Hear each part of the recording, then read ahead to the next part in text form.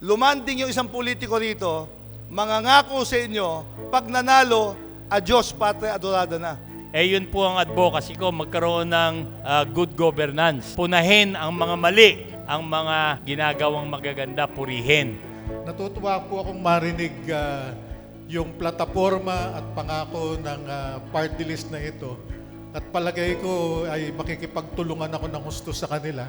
Pinaglalaban po at pinanindigan namin sa aksyon dapat ay ang kalusugan, edukasyon, kabuhayan at kapayapaan. Hindi nyo man po kami makita, mararamdaman nyo po ang aksyon dapat sa Nueva Ecija.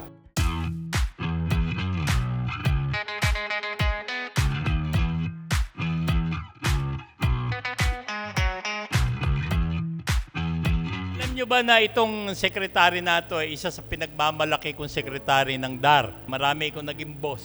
Pero kokonti lang sila na pwede ko ipagmalaki. Dahil nung panahon niya, kahit minsan, di ako nagkakaso. Wala akong kaso sa panahon niya. Hindi niya kami tinuturuan ng kalokohan. Kilala ko siya. Maaasahan nyo siya. Pag sila ay nanalo, sisiguraduhin ko sa inyo, pababalikin natin.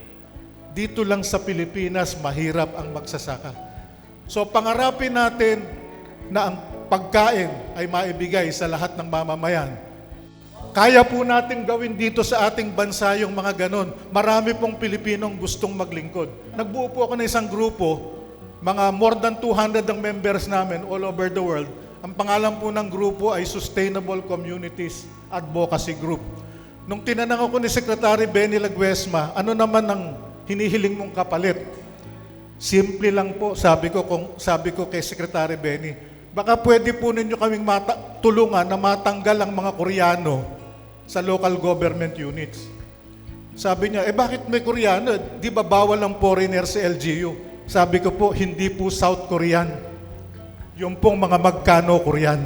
Napatunayan niyo na po, Secretary, nung kayo'y mayor sa Alaminos, pag maayos ang LGU, uunlad ang kabuhayan ng tao. Pinanindigan namin sa aksyon dapat ay ang kalusugan, edukasyon, kabuhayan at kapayapaan. Ang vision po ng party list natin, matinong gobyerno tungo sa komportabling pamumuhay ng pamilyang Pilipino. Sa vision na yon, makikita nyo na kung anong serbisyo inahangad naming bigay sa inyo. Aksyon dapat party list is a COMELEC registered regional party list. Buong Pilipinas pwedeng bumoto sa party list natin. Advocacy niya na tumulong, no? Mula sa tatay niya hanggang sa kanya, isa lang po ang gusto nilang sabihin po sa inyo. Yung salitang pag-asa. Ako po ay naniniwala na dapat ang tao, ang Pilipino may kabuhayan, trabaho, negosyo. Ang sinasabi ho ng ating saligang batas, dapat pantay-pantay ang bawat tao na makinabang at magkaroon ng oportunidad sa kayamanan ho ng Pilipinas. Kung ang sinasabi ho natin, dapat makasabay sa pag-asenso yung mga munisipyo sa lungsod, dapat may dagdag na pondo galing sa national government yung mga munisipyo para may dagdag na trabaho, kabuhayan, negosyo. Yun naman po ang ipaglalaban ho namin kapag kami ay tinulungan nyo po sa Kongreso. Bolero to, hindi ho. Yung iba, napanood na ho nila itong sinin to eh. Ako yung direktor ng sining ito.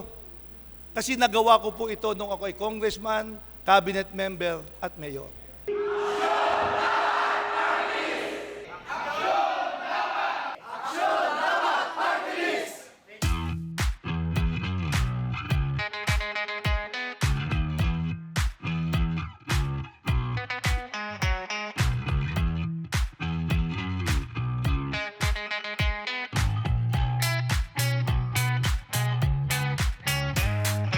Papasalamat po ako sa bumubuo ng Aksyon Dapat, sa party list, na isa po sa barangay namin ay napili nyo para ma-share yung mga plataforma nyong magaganda. Nawa po sana ay magtagumpay po kayo sa darating na eleksyon. Sana po maging kabahagi po kayo ng aksyon noon, aksyon ngayon, at aksyon dapat. bilang Pilipino, kayo ho bilang Pilipino, ako ho hindi bilang isang Ilocano, kayo ho taga Nueva Ecija, bilang Pilipino. Ang aksyon dapat, partido ko, partido nyo, partido po nating lahat. Maraming salamat po at magandang hapon po sa inyo lahat.